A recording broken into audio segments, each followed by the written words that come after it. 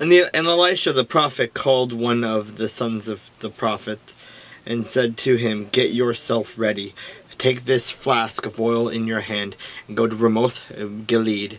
Now when you arrive at the place, look there for Jehu the son of Jehoshaphat, the son of Nimshi, and go in and make him rise up from among his associates and take him to an inner room. Then take the flask of oil and pour it on his head and say, 'Thus says the Lord, I have anointed you king over Israel.'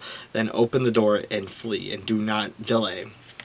So the young man, the servant of the prophet, went to Ramoth Gilead, and when he arrived, there were the captains of the army sitting, and he said, "I have a message for you, commander."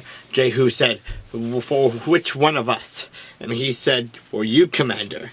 Then he arose and went into the house, and he poured oil on his head and said to him, "Thus says the Lord, the God of Israel, I have anointed you king over the people of the Lord over Israel. You shall strike down the house of Ahab your master, that I may avenge the blood of my servants the prophets, and the blood of all the servants of the Lord, and at the hand of Jezebel, for the whole house of Ahab shall perish. And I will cut off from Ahab all the males in Israel, both bond and free.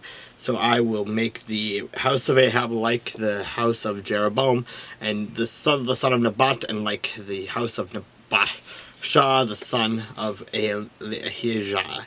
The dogs shall eat Jezebel on the plot of the ground at Jezreel, and there shall be none to bury her." And he opened the door and fled.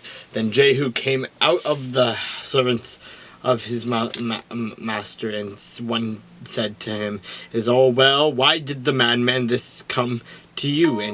And he said to them, "You know the man and his babble." And they said, I lie. Tell us now." So he said, "Thus and thus. He spoke to me, saying, 'Thus says the Lord, I will have anointed you king over Israel.'" Then each man hastened to take his garment and put it under him on the top of the steps, and they blew trumpets, saying, Jehu is king." So Jehu the son of Jehoshaphat and the son of Nimshi conspired against Joram.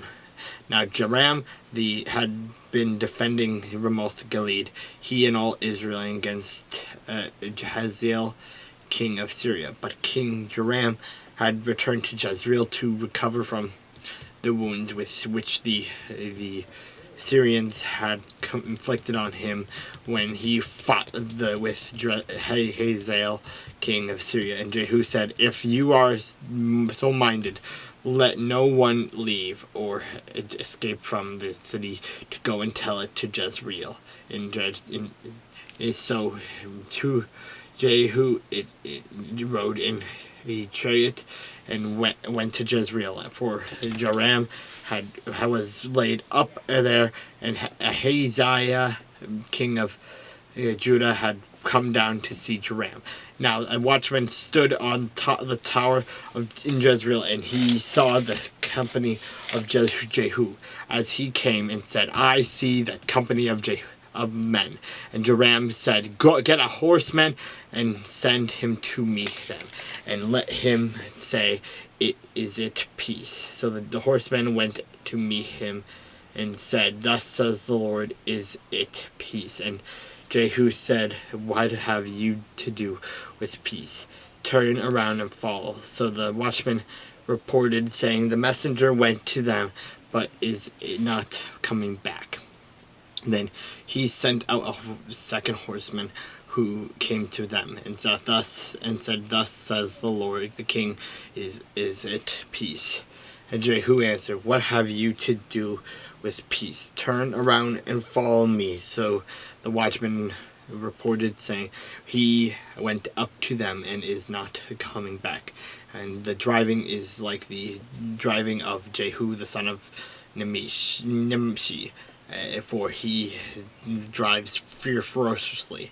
Then Joram said, "Make ready," and his chariot was made ready. Then Joram, king of Israel, and Ahaziah, king of Judah, went out, each in his chariot, and they went out to meet Jehu, and met him on the property of Naboth the Jezreelite. Now it happened when Joram saw Jehu, and he said, "Is it peace, Jehu?" And he answered, "What peace has long as the harlotess of your mother Jezebel and her witchcraft are so many."